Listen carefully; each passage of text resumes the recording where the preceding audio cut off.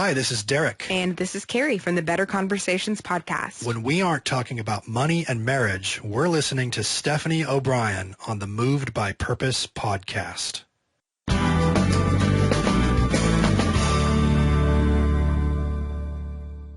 Well, I would say anybody who's in business for themselves and who's making a profit on their business could really use a tax coach to help them strategize, and then we're able to look at your situation and say, hey, what about this? What about that? And I always ask people, when's the last time your accountant came to you with a strategy or with a suggestion for how ways that you can save taxes? And most of the time they just look at me and go, what?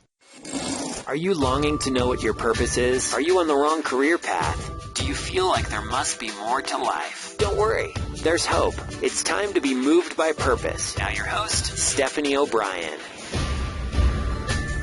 Hey, you're listening to the Moved by Purpose podcast with Stephanie O'Brien. Welcome to the show.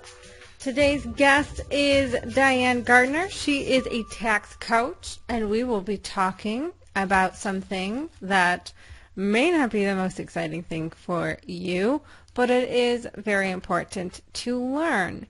She'll teach you how you can write off vacations. We'll discuss the number one thing that entrepreneurs forget to write off, and they leave money behind, and how you can turn date night into a write-off, and many other fun things. And without further delay, let's welcome Diane.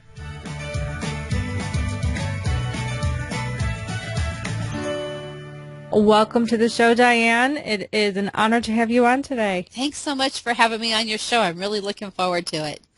I am looking forward to really learning a new area that I really have no expertise in. So it is always exciting to have different guests with different expertise so we can all have more of a well-rounded education on all aspects of entrepreneurship and business. The first question I ask every guest is to give us a background about who you are and what has led you to doing what you do today. Well, I'm going to say today I am a tax coach. Though I am an accountant, I'm a tax coach, and most people have never heard of that term. But before I tell you what a tax coach is, I'll back up and tell you my backstory on that. I started out being just that traditional accountant that everybody kind of is familiar with. I filed income taxes, did bookkeeping, payroll, sales tax, all that good stuff that accountants do for people. And then when the recession hit back 2008, 2009, my clients started dropping like flies because I was very heavy into the construction world and working with a lot of contractors and that type of thing. And they were all devastated by the real estate market dropping so quickly and so hard. So I knew I had to come up with something different or I was going to go out of business. And so I started learning how to market and realized I needed to have a new target market. I needed to have a specialty that made me different from all the other accountants out there because the competition is fierce in the accounting space.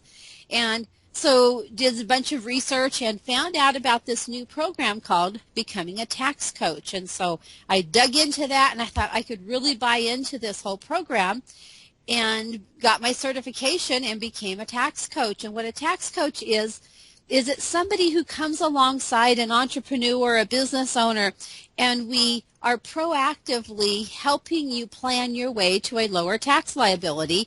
And mainly we stay on the federal side, though we do some state information, but working out over maybe a 3 to a 5 year plan on how we can legally lower your tax bill, because probably I'd say 80-90% of entrepreneurs don't know that they don't know about all these various deductions that they've never thought about taking just because they didn't know.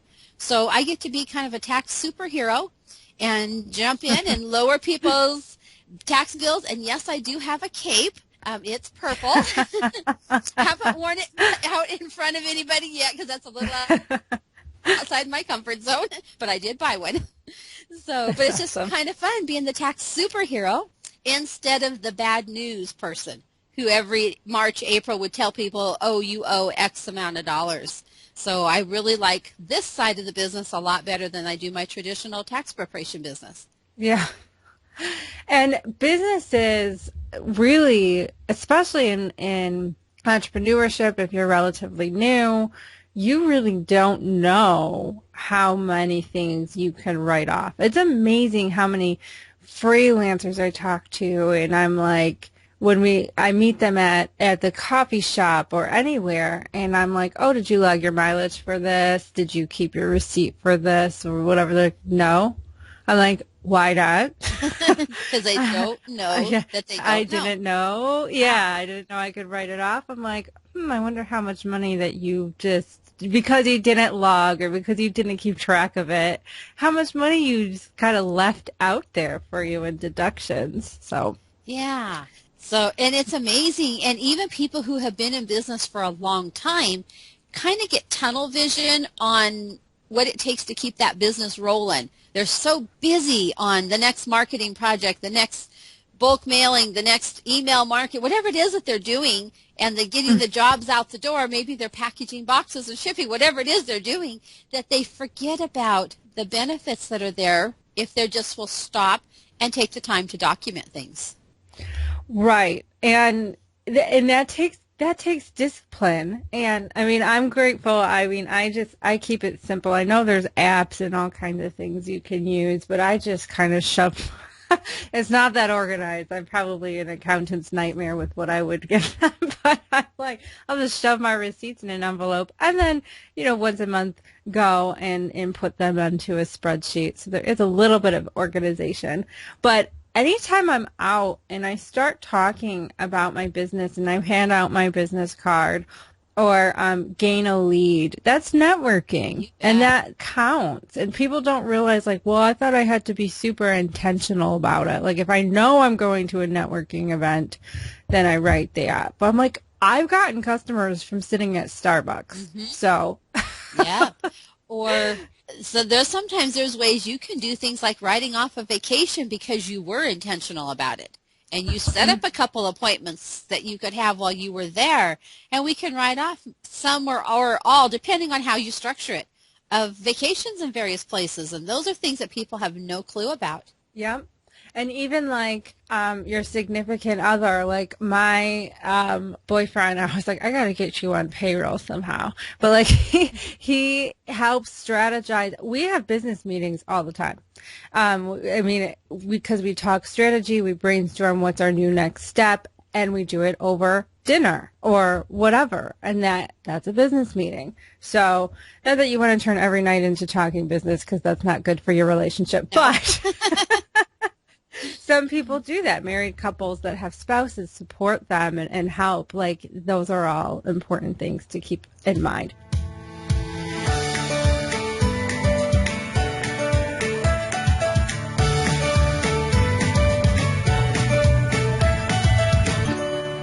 My question is, I'm just curious, what do you see as the most frequent unknown thing for entrepreneurs to not realize they have for deductions? Wow, the biggest one I think I see missed the most often is their mileage, because most people are too lazy to document it, whether they use an app, whether they just write it on a calendar, whatever it is, it's laziness. They're in a hurry. They don't want to be bothered with it. And the standard mileage deduction for 2015 is 57.5 cents a mile. That's a huge deduction. I mean, I have clients that are writing off $10,000, $20,000, $30,000 worth of mileage every year because they are willing to write that down. And I see that one missed all the time. And they say, well, it's just such a bother. Well, I don't care. It's money. You're putting gas in that car. You're paying for the insurance, the tires, the maintenance. Write down your miles. And then if you're using the actual mileage method, it could even be a bigger write-off. But write down those miles. You have to have a written mileage log. Yeah, that's what I see constantly. Well, and it's funny because I've had an accountant that was like blown away. I had this huge spread mileage. I'm grateful that my former job, I drove all the time. And so I had a mileage spreadsheet, and I ingrained the habit of documenting every mile I drive. Mm-hmm. And because of that, I keep the spreadsheet. I keep copying it, and I write it down. Again, I know there's apps and stuff, but I'll just write it down and calculate it and update it, and then I have the miles, and it is amazing how much that adds up and how much money I get. It's a big chunk to write off. Yes. Huge. So why would somebody need a tax coach? Well, I would say anybody who's in business for themselves and who's making a profit on their business could really use a tax coach to help them strategize to make sure that they're aware and make sure that they're picking up these various deductions, such as documenting those miles for a mileage log, or make sure they're maximizing that meals and entertainment, for helping them to find out, is there a way that they can write off their medical expenses through their business, because they'd never heard of that one before, or working with them to find out if they're in the right entity type. Because if you're in the wrong entity type, it can cost you thousands and thousands of dollars a year. So that's why a tax coach is so great, because we're out there looking for this stuff. We take massive amounts of continuing education so that we stay up on the various things that's available through the IRS, and then we're able to look at your situation and say, hey, what about this? What about that?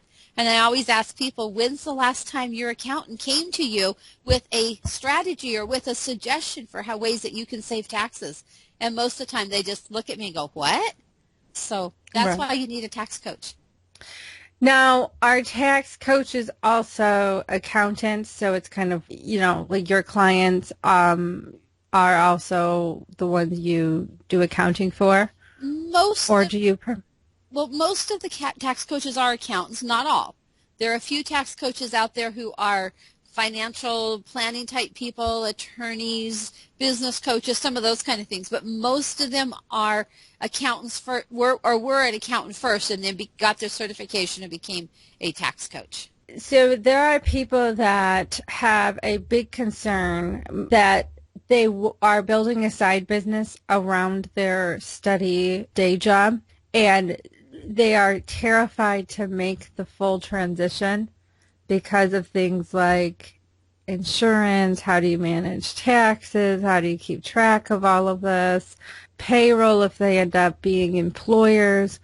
What is the easiest, and I know this is kind of outside of taxes, but it still is the managing your finances and the details of that. How would you encourage them to get organized and to make that transition easy? First of all, I would say is find a proactive accountant, typically somebody who is a certified tax coach, to sit down and talk with. And then you can do something as simple as just an Excel spreadsheet where you can keep track of all your expenses, a second one to keep track of your various types of income, all the way up to different software programs like QuickBooks or Xero or any of those out there. So it doesn't have to be that hard, but you definitely want to have an accountant working with you, somebody who's on the entrepreneurial side themselves, and most accountants aren't, but there are a few of us out there who are, because we understand how the small business, the entrepreneurial person works and how their mind works and stuff, and we're able to track right along with them and offer suggestions and maybe even help them with some of their other needs like marketing and things like that. There are a lot of very sad kind of nightmare stories of people going under, and then they're usually accounting nightmares. So what's really important? And I know tax coaching is really beneficial with this.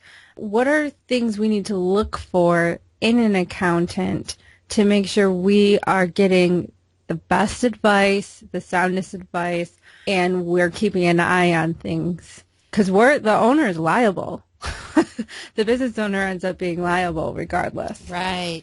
There again, I'd say find an accountant who's got a very good reputation in your community, or you can work with somebody like myself who works nationwide. There are a lot of entrepreneurial type accountants out there, and most of them are going to have like certified tax coach or CTC behind their names, because that is a group who has taken the next step and they've really learned more on how to work with these types of businesses. But really find an accountant who's got a great track record, interview them. make sure that you have the same philosophies. Because I know there's times when I do an initial interview with somebody and I can tell that person doesn't have the same philosophy in business that I do. And I'll tell them I'm not the best fit for you. And, send them on to somebody to find somebody else who is, because it's unfair for both of you if you don't have similar philosophies, and, that they, making sure they understand your industry and that type of thing. I finding a good fit is important for any business owner, and I think if you're used to traditional employment, that just sounds like such a foreign concept, because when I was a social worker, my caseload was what it was, and whatever the agency gave me is what I had to work with. And when I left and I was speaking to my supervisor and I was telling, she's like, what are you moving to? And I said, oh, I built my business. And then I was saying how I love how I get to determine who I work with and who I don't work with. And if it's not a good fit, I choose not to work with them. And she just was so baffled by that. She's like, really? So It is very important to make sure that there is a good fit. My next question is, I noticed that there's a lot of businesses or a lot of people that I follow that have families working for them, family members, spouses, or their kids. Now, and a lot of them are adult children. Can someone hire their kids to work for their business? You bet. I love that strategy. Because I see parents all the time kicking out money to their kids, whether they're younger kids or adult kids. The hand is always out wanting money. And what better way than to hire your kids and be able to write off that money? It's money you were spending anyhow, basically, but run it through your business and be able to pay that child out of your business. And if they don't have a regular job and this is their only part-time job, the first $6,300 that you pay them could be tax-free, because that's the standard deduction on a single person's tax return. So it could be potentially as a great write-off. And the IRS says that a child as young as the age of 7 can be employed in your business. But you have to keep good records. You have to have a timesheet and a job description. You have to actually pay them what they check. You have to do the stuff to make it legitimate. And you have to pay them what you would pay somebody else to do that similar task, and then adjusted for the child's age and skill level.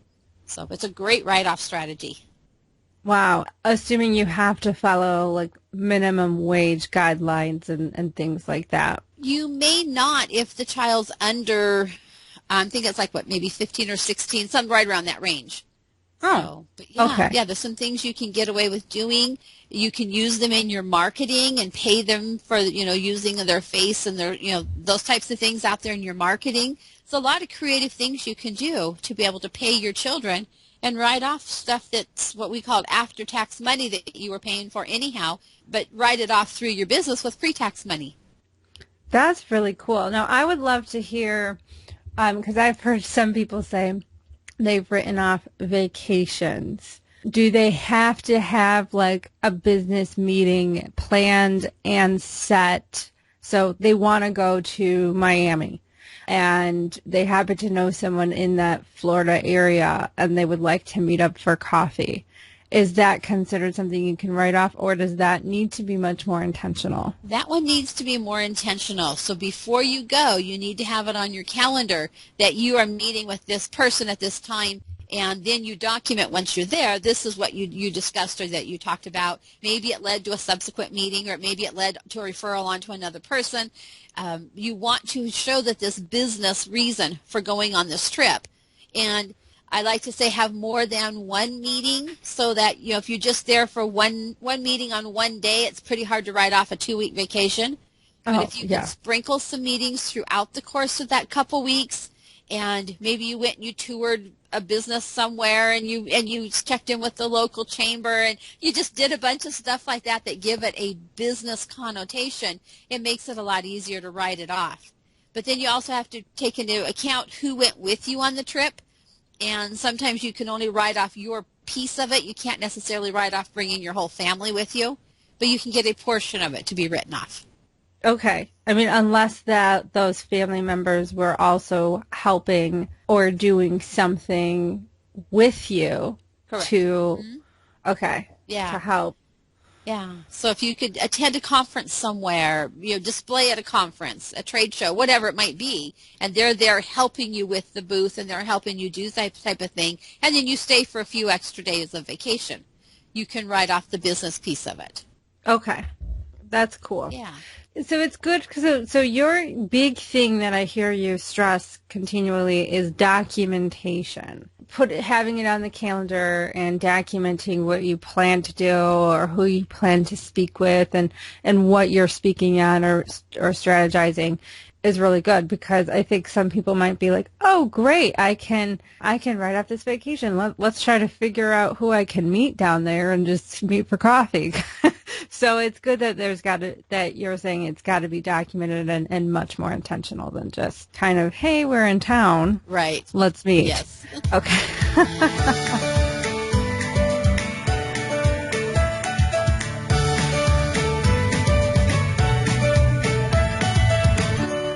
What is the difference between tax preparation, tax projections, and tax planning? Ooh, I love that question. Well, we all pretty much know what tax preparation is: putting the right numbers on the right forms and filing it on time. That's tax preparation.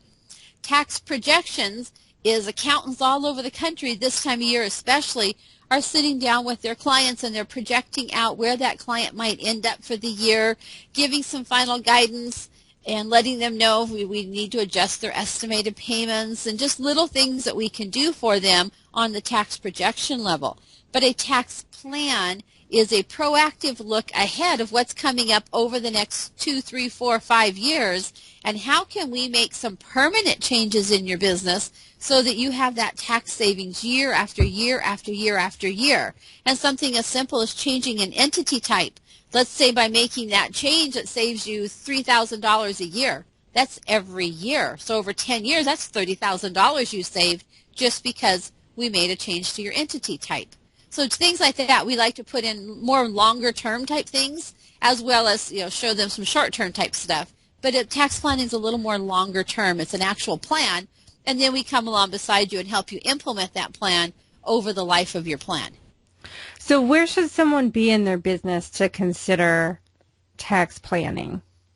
Like, should there be a certain amount of revenue or consistent business? So is a startup business too early to consider that, or? Well, technically, it's never too early to consider tax planning. To be able to get a good, strong ROI on what you're going to spend, to have a good, customized, solid plan put together for you, I like to see the business having some profit, hopefully at least $40,000, $50,000, $60,000 in profit before they can start actually utilizing some of the strategies and start realizing a nice ROI on their savings.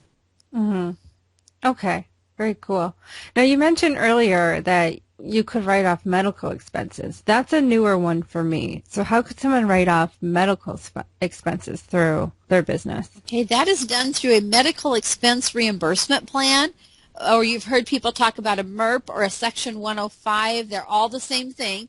And that allows you to potentially hire your spouse. It works really well if you don't have other employees. So you hire your spouse, and then your spouse is you're able to give them 100% reimbursement of all their out-of-pocket medical costs. So that includes your health insurance, any prescriptions, doctor's visits, co-pays, all that kind of stuff. You're able to write that off through the business as a benefit or a perk of your business, and your spouse is able to cover their spouse and their dependents, and so their spouse becomes you, the business owner, and then your dependents will be your children. So it's a nice strategy when I can make it work. It doesn't work in every entity type, so that's one of those things that we include as part of the analysis that we do as to whether it could work for your business. But it's a great strategy when it works. Very cool. So how can people connect with you and work with you? The best way to get a hold of me is www.taxcoachforyou.com. And we've got a free stopover paying bundle out on the site. We've got a free book called 10 Most Expensive Mistakes That Cost Business Owners Thousands. So there's just a lot of free information out on that website. Help yourself to it. The book is an actual print book, so we'll be happy to send it to you and start learning some of these different strategies and how they can help you in your business. Awesome. And is that the number 4 or is it FOR? It is the number. It is the number 4, but if you accidentally type in FOR, it's supposed to redirect and go to my site as well. Oh, okay. Very cool. Is there a particular time of year? I mean, do you work with clients all throughout the year, or is because tax season is coming up, do you recommend working during tax season or all throughout the year? I try to work with clients all throughout the year. Obviously, I don't have as much time to work with them during February, March, and the first part of April. But I can get the process started, and then we hook up again early May and take off and roll and start pulling it together for them. But all year round, this is a great time of year, late fall, because we still have time to get a few little things in place, but then we're setting you up for the next year. Because every day that you wait, you're wasting money potentially on your taxes. Okay. That's really good. And the end of the year is a great time to kind of just finalize things for the end of the year and think through what you want for the new year. I'm really big on goals, and, finances and taxes are definitely one of those things. For some of you, that might not be the most exciting thing to consider. But saving money is always good. So getting returns or reducing how much you owe is always a fun thing. So thank you again, Diane. It was great connecting with you. I value your expertise in this area. I learned a lot. This is definitely not an area I dedicate a whole lot of time doing, and it's always really good to listen to other people who make a living doing this and really learn from them. And thanks so much for having me on your show. I've enjoyed it. It's been fun visiting with you, and I'm hoping that we can continue to share more information with people, because most entrepreneurs just really don't know that they don't know. Well, yeah, I agree. Thank you again. You're welcome. Thank you.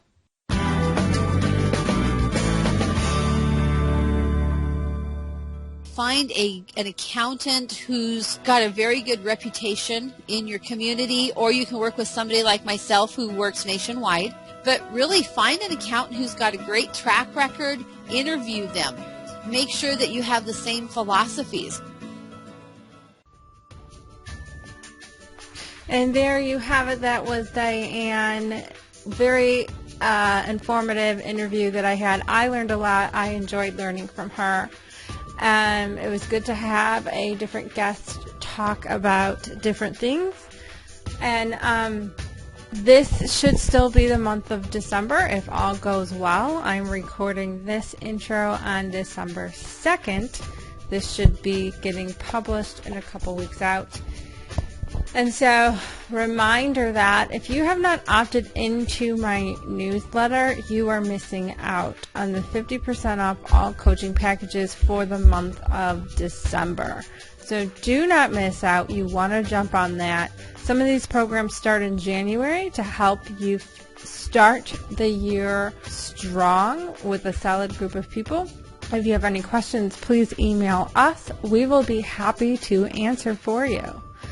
And so make sure that you are opting in to get that privilege of and that one-time offer. I rarely offer 50% off coaching or coaching packages. So this is a remarkable deal. I'm practically giving it away for free. So now is the time to act. Make sure you are acting. Make sure you are moving and not delaying what you want. 2016 is the year to get what you want, to stop making excuses, to quit giving into fear, to stop justifying inactivity and inaction, and find a way to make it work. I care too much about you to allow you to continue making any excuses. I've seen this. I've seen people, I'm going to go off on a rant here. I have seen people who desperately need help in coaching, who knows they need it to get unstuck. And I have given them the opportunity to have free coaching, and somehow they still manage to disappear and not value it.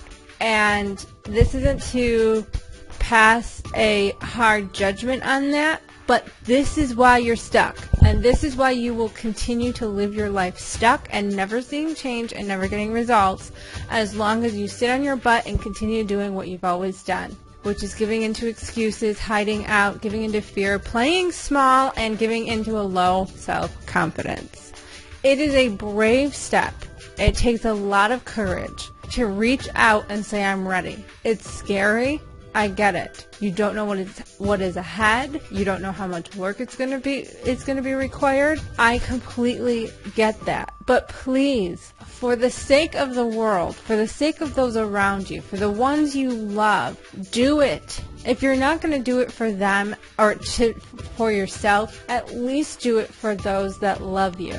And it's just so heartbreaking to see people continually sabotage themselves. And I speak with such great passion because I was the one who did this for years. And I've seen people I care about very much do this for years. And you know what? It is the most exciting thing and liberating thing to see someone you know that has been stuck for years, decades, that finally decides to do the hard work that it is required to change and to get unstuck, and the massive transformation they see. It is the greatest gift you can give to those you love. Honestly, it is. It's not a present under the tree. The greatest gift you can give to those you love is to take care of yourself and to model what it is to transform your life, your health, your career, your marriage, whatever it is. So do not put your dreams on the back burner because of whatever it is that's there. There's always going to be something there. There's always going to be an obstacle you have to hurdle over and figure out how to get around. And you know what? If you try to do it on your own or think that it's your responsibility to do it on your own, you are mistaken. It's going to be very, very hard. There is no way under the sun that I would be as far as I am today without the support of the community around me. You have to have a supportive community. And when I started this journey, I didn't have a supportive community. Realize I was in an abusive relationship. I was isolated and had pushed away everyone that cared about me because I chose this guy over them. I had an extremely unhealthy spiritual life, if one existed at all, barely. And I couldn't stand my job. I mean, I was a basket case. I was a hot mess. I know what it's like to feel trapped, have no money, have no friends, whether it's your fault or maybe the people around you are really bad, again, because you're choosing to keep them in your life. I kept the toxic relationship and abusive relationship going. At any moment, I could have chosen to leave. And when I did, everything, I am telling you, everything turned around. Everything. When I let go of the one thing I was scared the most to let go of, it all massively transformed my life. There is something that you have to let go of. What is that? Is it excuses? Is it fear? Is it justification for why you're not doing things? Are you blaming? Oh, blame. Let's talk about blame. Blame is another one. Are you blaming your parents? Are you blaming your job? Are you blaming the economy, your coworkers, your limitations? Are you blaming God? Are you blaming your husband or your spouse? Now, I get that there are valid things that go on that do make certain things more challenging. I get that, and I'm not diminishing that at all. If you are a single mother of 3 small children, it is a lot harder there are greater obstacles and more things you have to navigate around, but you still can do it. I know a lot of single mothers that have built fantastically successful businesses on their own with no money, living on welfare, no support, no family, okay? And they can do it, so can you. All right? And if you're in that situation, reach out to me. I'll give an introduction to you. They're very, very inspiring stories. Anyway, there's no excuse, so stop. And I mean, I'm sounding real tough here. You're seeing my passionate side come out. Stop giving excuses. Stop saying you'll have to figure it out. You're not going to figure it out on your own. On your own. You're not meant to, and you shouldn't even try to. And I am the queen of trying to figure things out on my own. Trust me, I get called out on it all the time, even today. All the time, even today. So I know the temptation to do that. I know it is. And I know how big of a struggle it is. I get that. For real. So anyway, I love you. Take advantage of the half off. Please do it. If you've been thinking about it, I have reduced the price so much that you absolutely can. You cut off your coffee trips to Starbucks. You maybe reduce your cable bill for a couple months to get a radical transformation and triple your income in the next 6 months. Completely worth it. You get out of it what you put into it. So I'm not promising you'll get triple your income in the next 6 months if you do nothing to do it. You have to do the work. But if you do the work and really commit to it, you will. You will so see radical life change. You will see a return on your investment that will, I mean, I personally think it's 10x. Triple is way, way, way conservative. But anyway, I am done with my rant. I love you. I'm looking forward to meeting you. Please do not deny yourself this opportunity. Much love to you. I'll talk to you all next week.